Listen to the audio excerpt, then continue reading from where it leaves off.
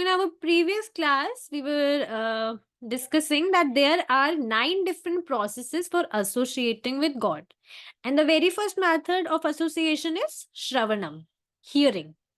So, moving forward, we discussed that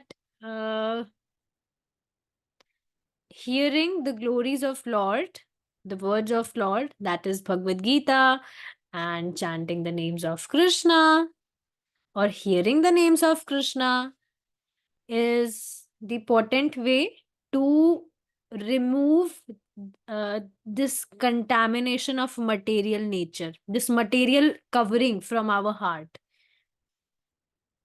Yes. Moving forward, association with Krishna is like association with sunshine. Where there is sunshine, there is no contamination.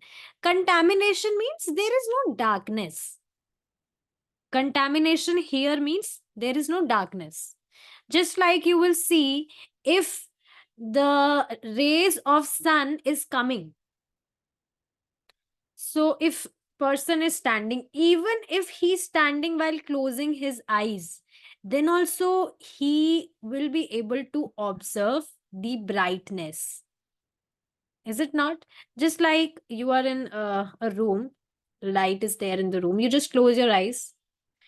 You can't say that, yeah, I have closed my eyes, I can't see anything, that means I'm in darkness. No, you are standing in front of light.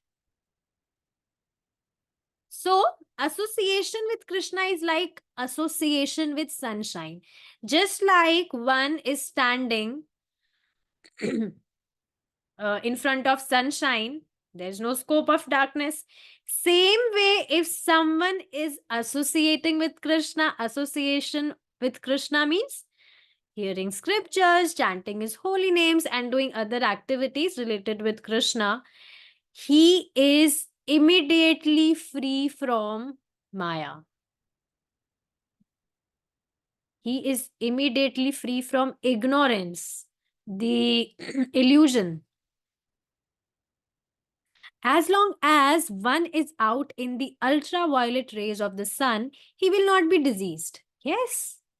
So this ignorance of human being is his disease only, because he is not able to understand the ultimate purpose of his life, that what he should do with his life, how to give his full potential.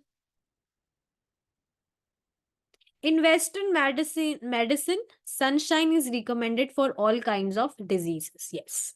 So even if we sunbathe, right, Akansha Mataji, Sattvic movement preaches this knowledge that if we will sunbathe, then we will be free from the diseases.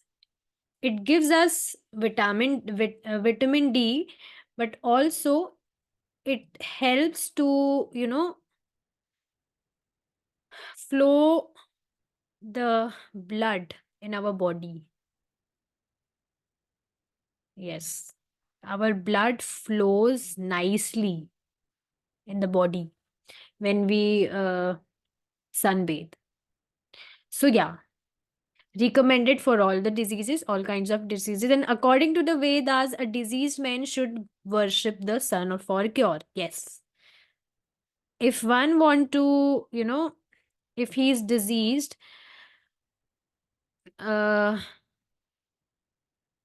if we like say this thing, if we are worshipping Krishna, then there is no need of worshipping other demigods, or there is no need to do any other thing.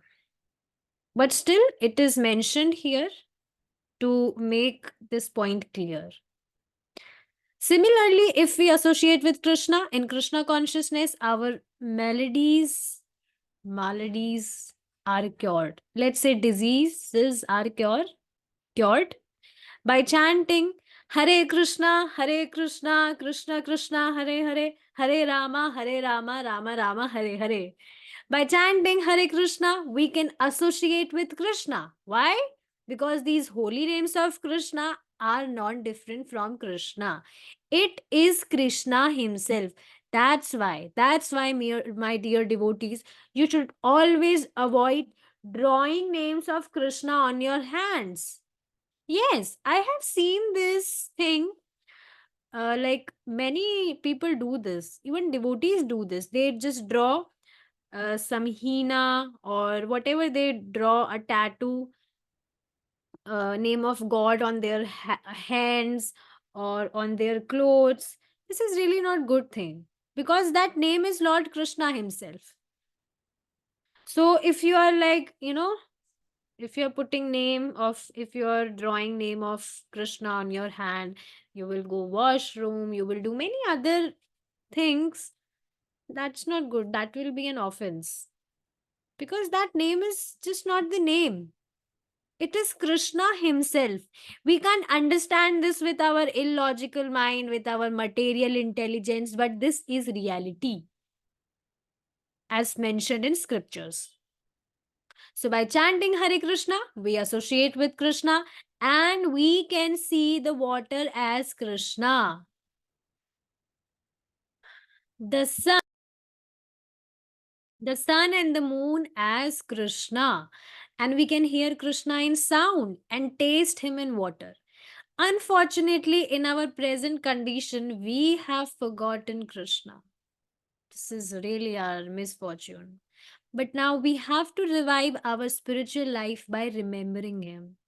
So, why remembering? Because as we remember him, as we do anything by connecting him, our purification happens.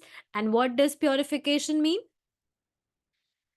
The covering of material layers gradually reduces. And as it reduces, our heart get more and more purified.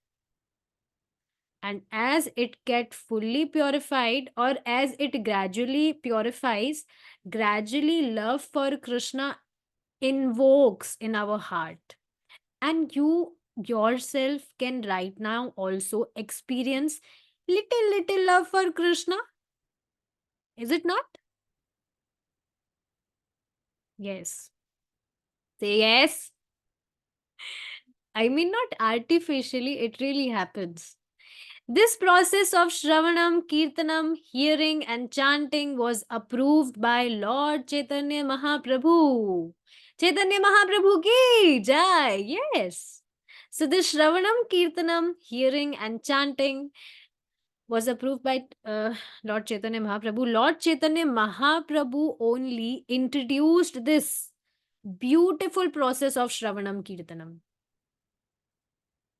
You know, Lord Chaitanya Mahaprabhu is Lord Krishna himself, who came uh, as a devotee of Lord Krishna, incarnated as a devotee.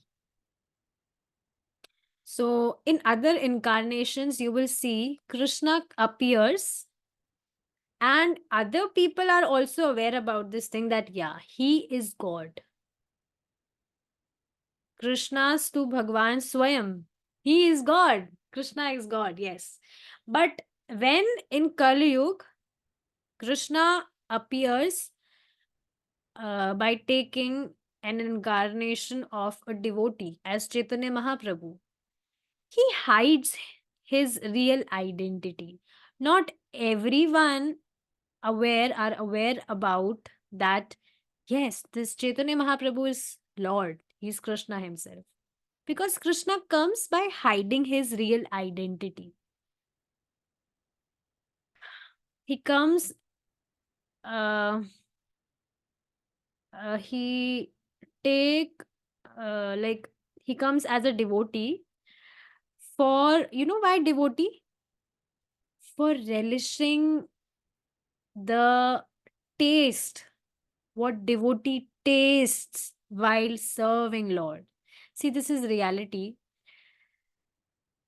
A devotee, when serve Lord Krishna, the taste, that bliss which he experiences while serving Lord Krishna, even Lord Krishna himself does not experience that taste, that bliss. that much bliss a devotee experiences by serving Lord. This is true. And that's why, for relishing that taste, Krishna appears as a devotee to relish that taste. That's why you see, Krishna is chanting Hare Krishna, Hare Krishna. Chaitanya Mahaprabhu is Krishna. So he's doing all the time Hare Krishna Kirtan, Hare Krishna Mahamantra Kirtan. He is always, he feels so much separation from Krishna. So he relishes the taste of a devotee. When a devotee serves Krishna, see, you will be able to, I know you will be able to relate with this. Even now, also, we have little taste for bhakti. Is it not? And you will see it is increasing gradually, day by day. You just question this to yourself. The very first day, whatever feelings you had for Lord, are those feelings same right now also? No, right? So see, now also, when we experience little taste of this bhakti, and we just become crazy in sense that we just want that, yeah, we want to do this more and more. Just like when we chant holy names of Lord, sometimes Krishna gives us little taste. So you will see, when we are chanting, it is going very smoothly. We are able to chant nicely. We are able to hear the holy names of Lord with our ears very nicely. Is it not? So Krishna gives us taste sometimes, and we just want to continue. We just want to chant and more and more. Same with other activities. When we cook, when we see, oh wow, I have made something new, something delicious, something very amazing for Krishna. Krishna will be pleased. We automatically become so much enthusiastic. Earlier, it was not like that.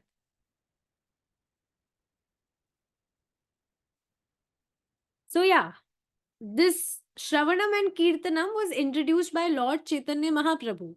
When Lord Chaitanya was speaking with Ramanand Rai, a friend of the Lord's and a great devotee, the Lord questioned him about the methods of spiritual realization. Ramanand recommended Varnashram, Varn ashram, dharma, sannyasa, the renunciation of work, and so many other methods. But Lord Chaitanya said, no. So, see, first of all, let's understand this thing, that Ramanand Rai told that if one want to, uh, you know, do something for his spiritual realization, self realization, then he will have to take sannyasa. He will have to live separately. He have to, live separately from his family forever. He has to go. He has to. It is mandatory. He will has to enter into sannyas ashram for self realization or spiritual realization, whatever. So now see how much, if it was same, if the same condition someone have told us today, so will it be possible for us to follow this bhakti yoga, for following this, for if someone is wanting, someone is desiring to do something for his self realization, will it be possible for him to do that? Sannyas ashram, oh my goodness. See, sannyas ashram is something which one can't take artificially. He cannot enter into sannyas ashram artificially. It takes lots of time to get detached from this material world. Even if we are, serving Krishna, if we are following this path of bhakti yoga, then also it's not like that things are happening immediately with us. It takes time, is it not? Purification is happening, no doubt. Life is transforming, no doubt. But it's not like we chanted Hare Krishna and we got self realized. We are self realized now. It's not like that. It takes time. So, for detaching from this material world, from anything that we have no hope in this material world now, we just want to live separately, alone, lonely, and we just want to do our bhajan kriya. It's not that easy. Are you able to hear this thing, my dear devotees? It's not that easy. Sannyas ashram is not that easy. The renunciation of work. And there are so many other methods. He was telling who? Ramanand Rai. But Lord Chaitanya said, no, all these are not so good. Each time Ramanand Rai suggested something, Lord Chaitanya rejected it, requesting a better method for spiritual development. So Chaitanya Mahaprabhu was saying, no, this method is not good. You tell something else. This will not work. No, you tell something else. So every time uh, Ramanand Rai suggests something, Lord Chaitanya just reject it. No, you tell something better. Finally, Ramanand Rai quoted a Vedic aphorism which recommended that one give up all unnecessary endeavor in mental speculation for understanding God, because by speculation it is not possible to arrive at the ultimate truth. So this is reality, that if someone is, he's trying to give up all the material things in mental speculation for understanding God, then it will be not possible for him to understand God or to get self realized. It will not be possible for him. See, it's not like whatever process we are following, we can't do any cheating in that. You have been told all these standards, you will have to follow them, and as you will follow those, you will see things will happen like that also. If someone is cheating, then things will happen in his life in that way. It is not like it is not school wala exam that you will you will cheat, you will see others copy, you will write, you will cheat, and you will get pass. No, it's not school exam or college exam or whatever exam. Cheating will not work here. So yeah, whatever we follow, that's why you will see there are like devotees do all the things whatever has been told, but then also experiences of experiences and realizations of every devotee is not same as other others. All have different realizations and experiences, whatever transformations they experience in their lives. Different levels, I want to say. It's not like instead of getting love, instead of invoking love of God, they are invoking something else. But yeah, if someone is cheating, then he will end up invoking something else. He will end up invoking more material desires if he will do any cheating, or if he will make any offense. So it is very much important to follow things as it is. What's the difficulty? No difficulty. Chant your 16 rounds. Don't offend someone, especially Vaishnava, devotees of Lord. Consume only Krishna Prasadam. Hear scriptures. What's difficulty in that? So mental speculation will not work. Scientists, for instance, may speculate about distant stars and planets, but they can never come to any conclusion without experience. One may go on speculating throughout his life and never reach any conclusions. So, see, if they are speculating that, yeah. See, one more interesting thing I want to discuss here. You will see many people has, reached to the moon, or maybe on other planets also.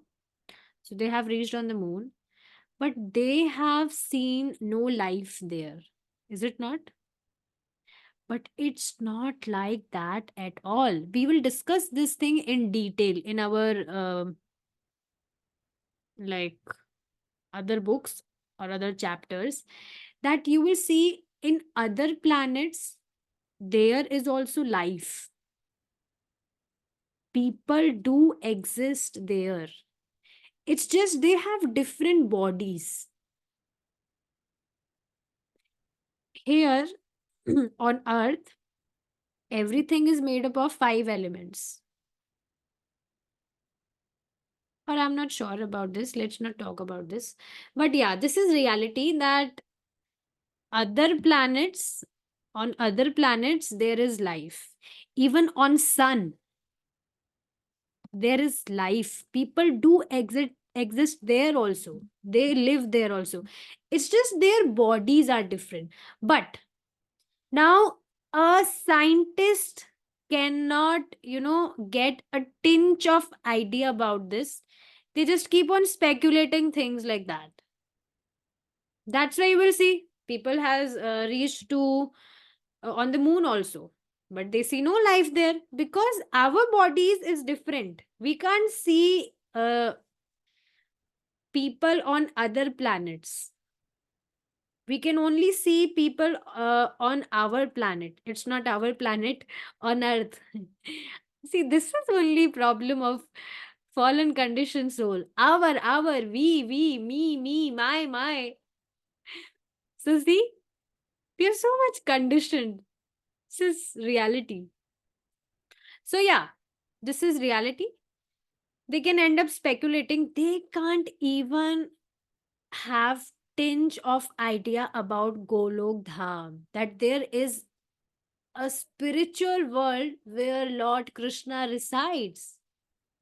And no one can reach in spiritual world by rockets or by aeroplanes, by rockets, let's say. It's not possible to reach on spiritual uh, planets by rockets. It's not possible. If you want to go to the spiritual world, to go back to Godhead, you will have to serve Krishna. You will not get it for free. Of course, we are getting it for free only. It's not that big price which we have to pay. We are not chewing leaves, or we are not doing any kind of tapasya for years.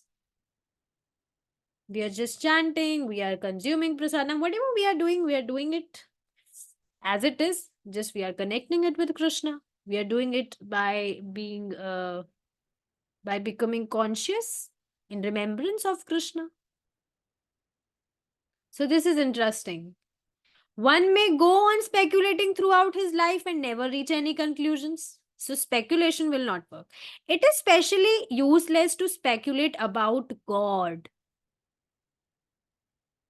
Therefore, Srimad Bhagavatam recommends that all sorts of speculation should be given up. If you really want to progress in your spiritual life, then you will have to give up all the speculation.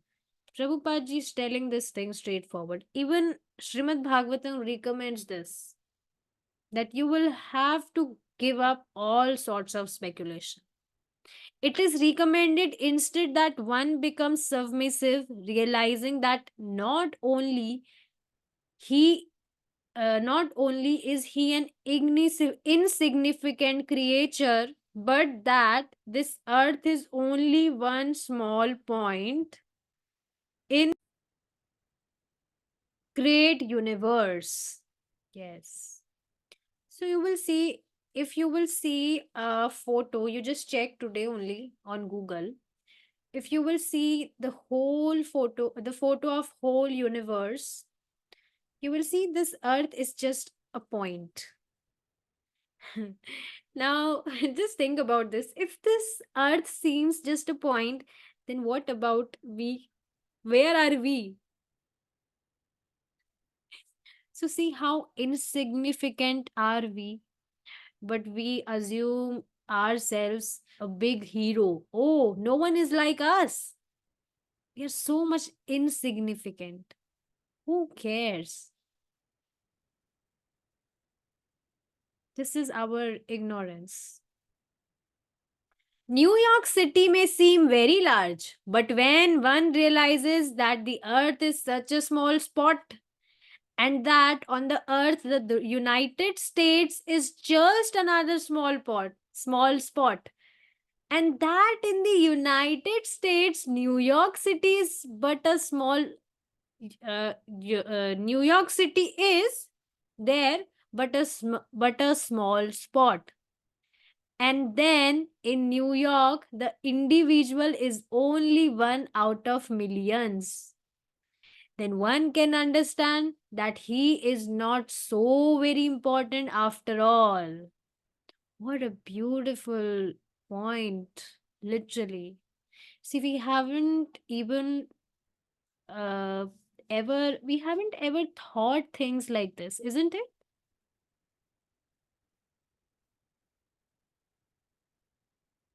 Realizing our insignificance in the face of the universe and God, we should not be artificially puffed up, but should be submissive. Now, one should, after, understanding this thing, after realizing this thing, one should become so much soft, so much humble, that how insignificant are we.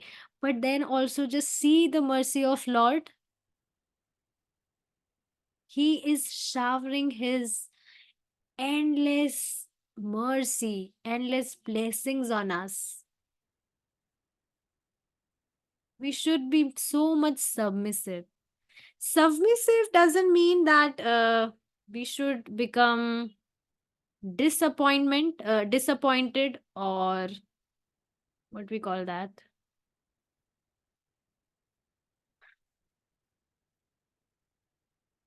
I don't know. What is the opposite of optimistic? I'm not able to remember that word. So yeah, we should become that. It's not we should become that. We should be very careful we should be very careful not to fall prey to the frog philosophy. Now watch that frog philosophy. Very interesting. Let's discuss this philosophy, then we will stop our class here. Let's see. Once there was a frog in a well, and upon being informed of the existence of the Atlantic Ocean by a friend, he asked the friend, "Oh, what is this Atlantic Ocean?" So, once upon a time, there was a frog. He was in the well, in a well, do you know well? And his friend, means he was informed about the existence of the Atlantic Ocean by a friend. So now he was wondering, oh, what is this? I haven't heard about this. What is this Atlantic Ocean? So it is a vast body of water, his friend replied. How vast? Is it double the size of this well? Oh no, much, much larger, his friend replied. How much larger? 10 times the size? In this way, the frog went on calculating. But what is the possibility of his ever understanding the depths and far reaches of the great ocean? Very interesting. See, let's understand. So, he was informed about the existence of the Atlantic Ocean by his friend. So, he was just asking that what is this Atlantic Ocean? Now, that frog was always in a well. He has always been in that well. he has never seen anything beyond that well. So you might have even heard this story. Let's understand this more in detail. So now, if someone who has never seen anything beyond a well, how can he assume the depth and depth of the great ocean?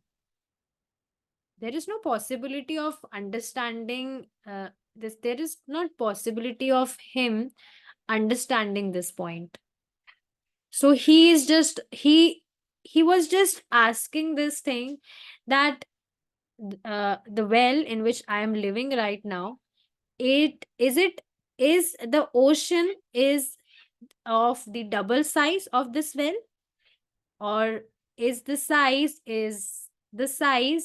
10 times of this well, or 100 times, 1000 times, what times? So he has never seen anything beyond this well. So he was just calculating this only. But there is no possibility of him ever understanding the depths of the great ocean. Is it not? So this is very much important point. What important point? That same way of like we fallen conditioned souls, we have also seen only this material world. So now we can't even imagine the bliss of the spiritual world, that how nicely devotees of Lord, the liberated souls, are residing and serving Lord Krishna in spiritual world, and what bliss they are experiencing while serving Lord Krishna. Right now we are serving Lord Krishna in deity form. That is Lord Krishna himself, no difference. But what if Krishna is in front of your eyes and then you are serving him? You know, just think about this. Only this thought is giving so much of coolness in heart, is it not? That Krishna is in front of your eyes and you're serving him personally. Wow.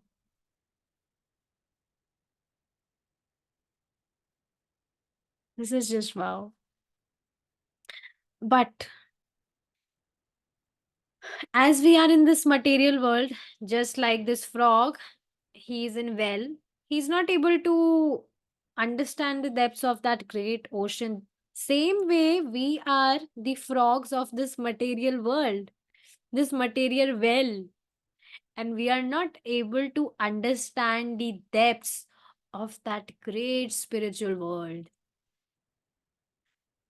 Our faculties, experience, and powers of speculation are always limited. Yes, because we have always seen limited things around us. We can only eat limited food. We can't eat unlimited. We can only sleep.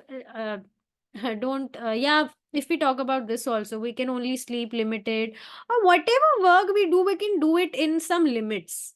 And of course, one should do in limits only. Otherwise, his health will be, he'll be so much diseased.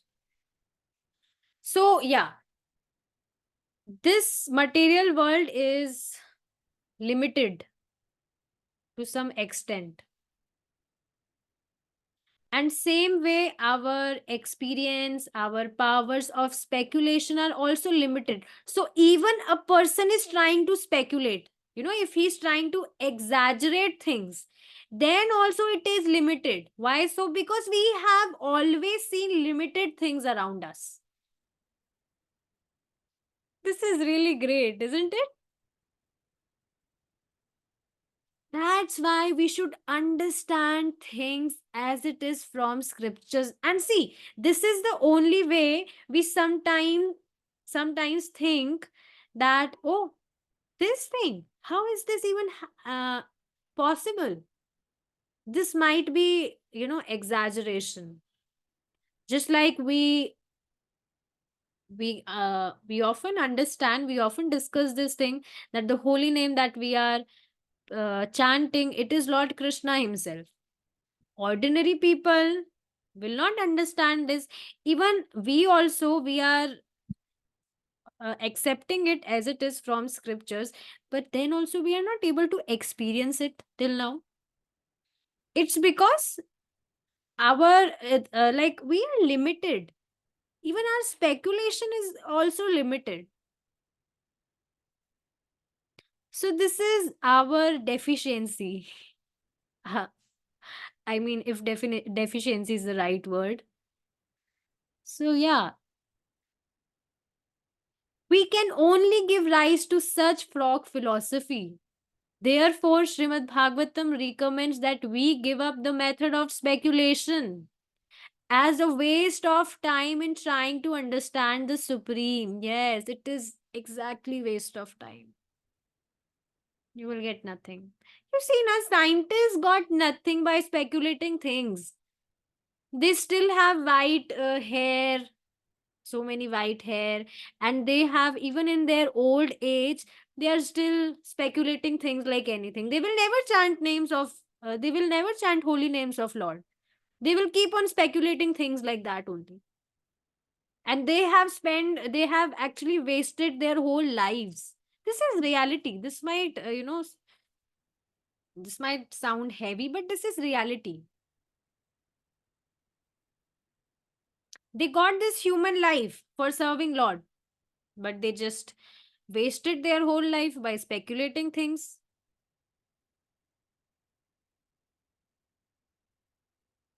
No one can get self realization by speculating things like this. After giving up speculation, what should we do? Okay, I will not speculate things. Okay. Okay, Mataji, you are telling us we will not speculate things. So, what we should do? Bhagavatam recommends that we become submissive. Submissive means soft and humble. And hear the message of God submissively. Submissively means accept thing as it is. Instead of putting our illogical mind. This message this message may be found also in the Bhagavad Gita and other Vedic scriptures, in the Bible or the Quran, in any bona fide scripture, or it may be heard from a realized soul. So, see, in other bona fide scriptures also, like Bible, Quran, you will see the Jesus and whatever, what we call Allah, whatever, they are also telling that they are the messengers of Lord. They are never telling this, that we are God, because messengers and devotees and demigods never lie. They never lie. They are very loyal, because after all they are direct messengers and devotees and demigods. They are devotees of Lord. So they never lie. But then also you will see people, they have started speculating again, and they are assuming those messengers and demigods as God, and they are worshipping them. See, worshipping, we should see. Now you will see, you will say, is there something wrong in it? Yes, it's wrong, because you are, or not you, you are devotees. Any person who is worshipping demigods or messengers, they are assuming themselves, those demigods and messengers, independent from Krishna, which is an offense. No one is telling you to offend them or disrespect them. But, you know, assuming them independent from Lord Krishna is an offense. Definitely, it is an offense. That's why in altar also, you should never put photos or deities of demigods with the deity or photo of Lord Krishna. They never sit, you know, beside or aside Krishna. I don't know, beside is the right word or not. I'm little confused. Anyways, so yeah, it may be heard from a realized soul. The main profit is that one should not speculate but should simply hear about God. So, yeah, why to waste time in speculating things, in exploring things, and then, trying and testing things and then follow it? Instead, you simply hear and follow. It is very simple, isn't it? So, yeah, one should understand this thing. So, what will be the result of such hearing? Regardless of what one is, whether he be a poor or rich man, an American, European, or Indian, a Brahmana, Shudra, or whatever. If one but hears the transcendental word of God, the Lord, who can never be conquered by any power of force, will be conquered by love. Now, this is a deep topic which we will discuss in our next class. We will stop here now. Hare Krishna. Jai Srila Prabhupada.